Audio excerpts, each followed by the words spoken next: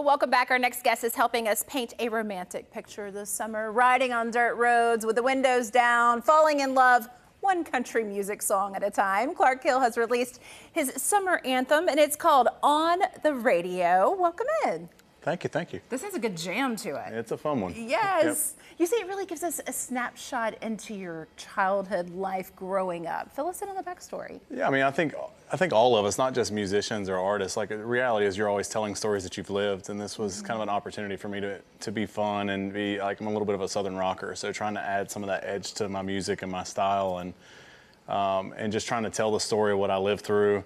You know, and the song just kind of naturally did it because I think those are the things that you pay attention to in life, those lyrics, and I think all of us can relate to that. What are some of the things you lived through as a child? I mean, I think it's just being from the South. Like, the thing is in the South is like you have everything is country living. It's not even just about the music. It's like I'm from North Florida, so I'm from the woods. I always tell people cypress trees and pine, you know, cypress trees, pine trees, that's what we deal with, you know. And you know, when you're thinking of like how you're raised and the way that a handshake means something, the way looking someone in the eye means something, it's a value that I try to still kind of carry myself with, which is cool too, though. In this song also, I go into the idea of that in the world we are today, we also should be a little bit more understanding of all those around us, but you can still have those same values. So that's, I just pepper little things like that in there, so. Well said. Well, we'll have to take a listen. We'll chat on the other side. Love it. These lines on my hands, they tell a little story, a lifetime of lessons learned. But the hottest fight is the one inside, when bridges break and the heart gets burned. So here's to the broken, the bent, and the bruised that are running out of try. So if you're of my drinking class, raise your glass with mine. Ooh, got your toes tapping to that one. Yep, always. And I got a little sound of it right here in the studio. That was pretty cool. I was still tapping. Yes, it's got a good beat to it. Thank you. You do have this like old school storytelling kind of sound to you as well. Yep, that's a huge compliment, by the way. Thank you. Yeah, how would you describe your sound? So I mean, I would say Southern rock is the easiest way. Being from North Florida, I was really big into the Leonard Skinner thing, although it's obviously before my time. It's just that was such a huge influence to me. But like to me, the legends that inspired me are where my sound came from. And I think most artists or most storytellers in general can say that. But when you think about, like, to me, my number one's Elvis Presley. Ooh, yeah. And then you go to Leonard Skinner, and then you go to Prince. Like, that's my top three. And you just get into those, and they just told great real life stories. And you also, like, one of the things we were talking with our marketing team the other day, like you kind of get out of the idea of that everything's always about a specific sound. And all the greats, that's what they did. Elvis Presley had such a career that spanned different sounds and different vibes, and I think that's what we do as humans, is we just live. Today's story is different than yesterday's. And tomorrow, like if I come back on here tomorrow, the truth is that I'm gonna have a different story for you tomorrow, and I think that's what's fun and organic about it. It's true, and I think the sound is constantly evolving, especially today in 2025. Exactly. But this is a comeback for you. It is. Tell us about that. Well, like the 30,000 foot view is that I went through life changes. Like I keep saying, I keep circling back on that we all live life and we go through things. And I went through a divorce and then COVID, and then my father ended up passing away of cirrhosis of liver, and 62 years old. And then my son was getting ready to go play college football, which he's doing now. And like just life just took over, and you know, almost 5 years, snap of the finger, it's gone. And I'd focused on writing, and I'd stayed in contact with all my business contacts, which are really just my friends. Like I just love people.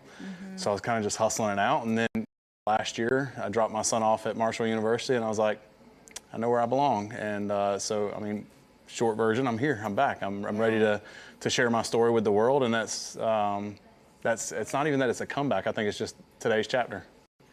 What does this next chapter look like for you? I mean, I think it's a lot of just kind of letting the world know who I am and trying to be an inspiration to others. Like, life has been something of kind of picking yourself up from everything from being a very young father and getting married early to divorce, so you name it. Like I've definitely lived a lot of life in 39 years, and that's a lot of what my goal is to create music that makes you smile, but also to be willing to create music that makes you cry too. And that chapter for me is what it's all centered around. It's like what is, you know, for me it's a spiritual thing. So what is God doing today? Like why am I here? Why am I on this station today talking to you? And as long as I can do that, as long as I can keep, you know, my eyes and ears open to that, then I think that it's going to be a fun ride. Well, there's nothing more healing than music. That's right. Is there? So Yeah. I'm glad you kept writing. Me too. I saw on your video on Instagram, you sitting on stage and you get this phone call and you're really emotionally moved. You started crying. Talk about that moment and how it became a reality for you yesterday. So you're trying to make me cry on TV. I see where we're going. No, I was getting ready for a show that we were doing. I just signed with my publishing company a couple months ago, and we were trying to do a content show. And I take it under my wings, and like we keep talking about the comeback, I've been like just so into this of trying to put on a national show in a super small town in a small environment. And I'm tired, and I'm like, you're just stressed, and everything's going. And my manager had been trying to get a hold of me while we were sound checking, and she's like, have you not read your text messages? And it was from my PR team and her in a group message, and they were letting me know that I have my WSM Opry debut coming up. And it was just that overwhelming thing of like, even though it was radio first, it's like that's still the path of where your dream is to where you're to go. And absolutely. You know, like I brought up my dad, like that was a big part of the emotional part. My brother-in-law plays with me, and that was the first thing he said. So it's like you just get the emotion of like, okay, you know, we're really doing this. This isn't a comeback anymore. This is the chapter. This is where you should be. Yeah, this is where I belong. Well, thank you so much for sharing your journey with you. us. And thank you. Best of luck to you. We'll be rooting for you. Absolutely. I know we can catch you out there on Country Cruising too. Yes. You guys hear this music and be sure to listen to On the Road. It's out now. Visit clarkhillmusic.com.